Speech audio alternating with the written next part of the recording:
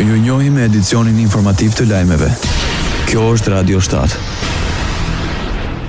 Reforma në drejtësi, forcimi të drejtave themelore dhe lufta kundër korrupsionit dhe krimit të organizuar janë pritshmëritë e Komisionit Evropian për Kosovën në rrugtimin e saj drejt integrimit. Udhëheci i njësisë në drejtorinë e përgjithshme për zgjerim dhe fqinjësi lindore të Komisionit Evropian, Jiri Pleciti, në takimin e parë të Komitetit Monitorues BE Kosovë për instrumentin për reforma dhe rritje, tha se tani është koha që Kosova të dyfishojë përpjekjet për zbatimin e këtyre reformave. Së pari do të doja të theksoja se përparimi i shpejt në reformën në drejtësi është thelbësor, po ashtu dhe forcimi të drejtave themelore dhe përmirësimi i luftës kundër korrupsionit dhe krimit të organizuar, tha Pleciti.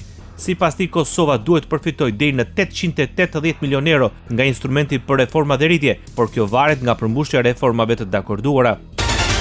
Oda ekonomike amerikane në Kosovë shprehu dhe një shqetësimin e saj mbi mungesën e vazhdueshme të konsideratës nga ana e qeverisë në detyrë për të mbështetur përfshirjen e Kosovës në infrastrukturën dhe rrjetin e furnizimit me gaz të lëngshëm natyror LNG. Sipas Odës, veçanërisht shqetësues është fakti se të gjitha shtetet e tjera të rajonit janë zotuar për të bërë pjesë e infrastrukturës, ndërsa Kosova rrezikon të mbetet jashtë saj. Oda ekonomike amerikane tha se Kosova rrezikon të mbetet jashtë një kornize strategjike rajonale që po përcakton gjithnjë më shumë të ardhmen e sigurisë energjetike dhe zhvillimin ekonomik në Europën juglindore. Radio 7, zëri pozitiv i qytetit.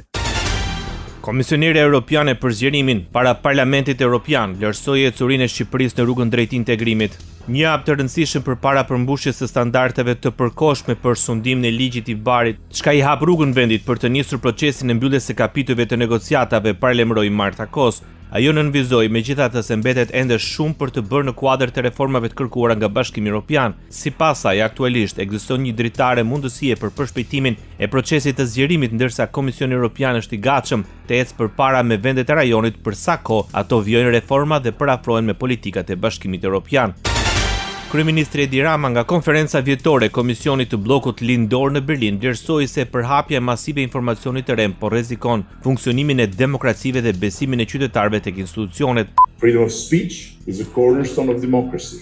Freedom of reach is an unprecedented technological power that no democracy has ever had to confront before. Liria e fjalës është gur themeli i demokracisë. Liria e shpërndarjes është një fuqi teknologjike pa shembull në të cilën asnjë demokraci nuk është përballur më parë, tha Edi Rama. Në përmbyllje, kryeministri deklaroi se Shqipëria është e gatshme të vazhdojë reformat dhe të kontribuojë në të ardhmen europiane, ndërsa ngriti pyetjen nëse vetë Europa është gati të ndërmarrë hapat e nevojshëm për i bashkimin e plot të kontinentit. But the real question is not whether Albania is ready. The real question is whether Europe is ready. Por pyetja e vërtet nuk është nëse Shqipëria është gati, pyetja e vërtet është nëse Europa është gati, apeloi Edi Rama. Shqipëria merr garanci edhe nga Gjermania në rrugtimin e saj drejt integrimit evropian. Ministri për Europën dhe Punët e Jashtme Ferit Hoxha takoi në Luksemburg ministrin e shtetit për çështjet europiane në Ministrinë e Jashtme Federale të Gjermanisë Günter Kirschbaum dhe theksuan rëndësinë e ruajtjes si një procesi të besueshëm të bazuar në merit të plotësuar me hapa konkrete të synuar drejt integrimit gradual. Ministri Hoxha shprehu gjithashtu vlerësimin për mbështetjen e palëkundër të Gjermanisë për zgjerimin e BE-s dhe për antarësimin e Shqipërisë në Union. Ndoqët lajmet shkurt në Radio 7, zëri pozitiv i qytetit.